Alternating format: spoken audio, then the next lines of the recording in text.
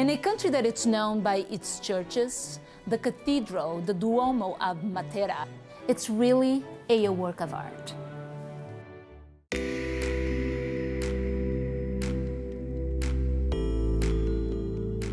Matera is magnificent.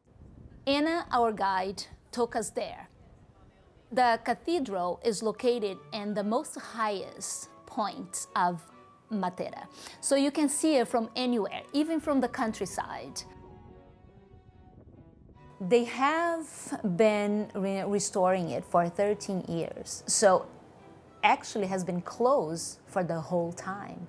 So now you walk into it and it just glows. The cathedral is from 1207. The frescoes that were discovered when they were restoring it was meticulous, incorporated into the design. So it became this gallery of art.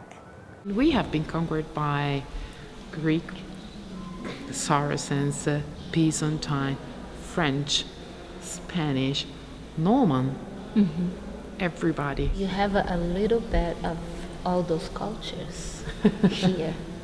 Right. So it doesn't really matter. You welcome everybody because you feel that you are a little bit of everybody. Everybody will. The locals are very proud of their cathedral. It's really a work of art.